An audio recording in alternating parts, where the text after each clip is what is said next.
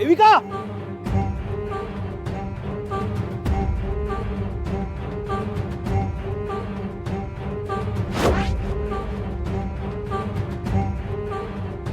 देविका,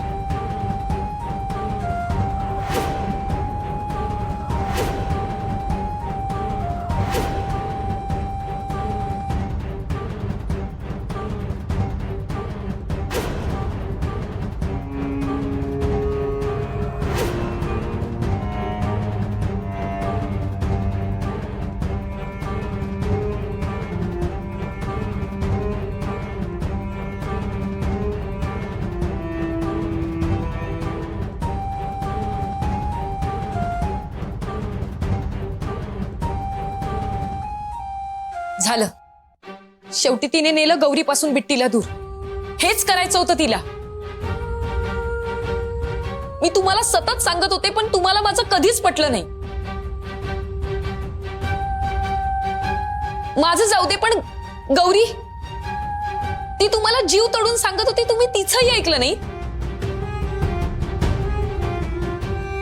असं का केलं नंदाई? बघितलत ना, घरातल्या सुनांवर विश्वास न ठेवता एका बाहेरच्या बाईवर विश्वास ठेवण्याचा काय परिणाम झालाय तो? अहो, तुमच्या लाडके रुद्राचा संसार मोडत होती ती. गौरीची काय अवस्था झालीये? गौरीला वेडं केलंय तिने. आणि आता बिट्टीला घेऊन गेली ती. आणि हे सगळं ना तुम्ही आमच्यावर विश्वास ठेवला नाहीत ना, म्हणून झालंय. जे करायचं होतं ते तर झालंच नाही.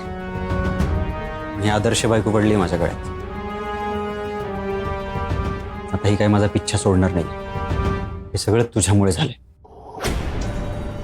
तुझ्यामुळे अडकलो मी या सगळ्यात. बाबा, तुम्ही मला सतत सांगत होता ना की गौरीच्या मनात काही चुकीचं भरवू नकोस म्हणून. शेवटी मी जे म्हणत होते ना तेच झालं. आधीच माझं ऐकलं असतं ना तर आज ही वेळच आली नसती.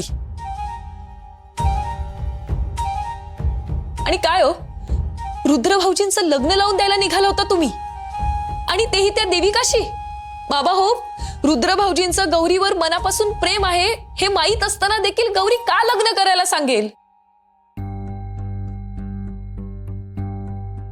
निदान एकदा विचारही करावासा नाही वाटला का तुम्हाला? मला खरं सांगा बाबा, तुम्हाला खरंच घरच्यांची काळजी आहे का हो?